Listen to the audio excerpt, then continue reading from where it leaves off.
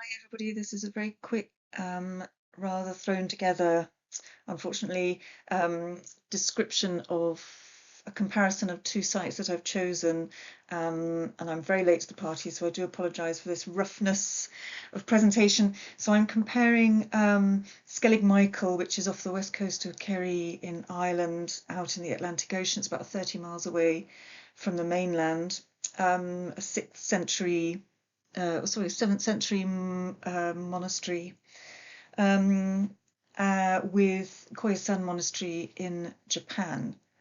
Um, Trying to find completely different cultures, but a similar purpose of site. This is an aerial view of Skellig Michael. It's about 217,000 square meters, most of it impossible to access. The steepness of the cliff faces makes most of this landscape very, very hard to access. So I've chosen it partly because I find I've never actually gone there, but I've seen it from one of the other islands that I was able to visit, and I'm just sort of overwhelmed and daunted by the sense of fear of finding of the idea of somebody wanting to spend time here. I find absolutely extraordinary. Very open to the elements. And sort of in contrast, this is an aerial photograph of Koyasan Monastery, which is quite a sprawling monastery established about 100 or so years after Skellig Michael, so a similar sense of origin, but a Buddhist monastery in Japan. The oldest one in Japan, I believe. But the striking difference is that it's still in use, and I think that marks the most significant differences between these two sites. This is about 500,000 square meters in scale. So the main similarities are that they're both established roughly in the 7th century AD. They're both religious monastic sites. They're geographically isolated, which is something I'm quite interested in, what people benefit from retreating from society, so to speak. And it's something that we're continually fascinated with now and strive for. The idea of it being immersed in nature, both of these sites are very much immersed in nature, one surrounded by ocean and the other one surrounded by forest. It's a similar sort of level of intensity, but the elemental forces at play are quite different, I think.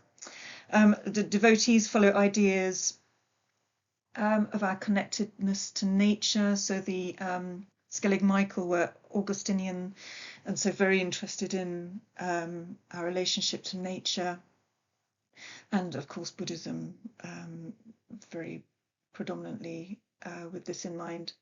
So they're both spaces of learning, devotion and reflection. They're both UNESCO World Heritage Sites.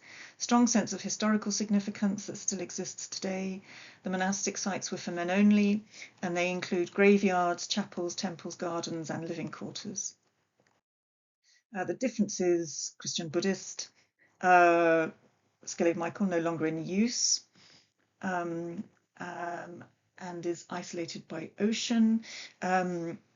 But the Japanese site was once isolated by dense forest and high altitude, but now, because of its continued use, is still actually quite easy to access, and lots of people go there, so the atmosphere there is likely to be quite different. Differences include instilling a sense of awe at the determination to live somewhere so wild, whereas in Japan, I think it instills a sense of awe at the heightened sense of tranquility that's evoked there. And the thing I really noticed was the sort of macro scale. So Skellig Michael creating a sense of the smallness of man in the face of overwhelming elements of the Atlantic Ocean, and the vulnerability of man, I suppose.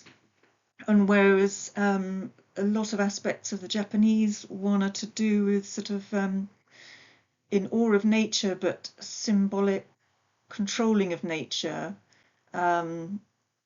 but still being a part of nature. So this idea of creating micro scale versions of the world in the form of gravel gardens and so forth. So connecting to nature through micro scale instead of macro scale. I don't know whether that idea works, but anyway, that's it. Thank you. Thank you very much.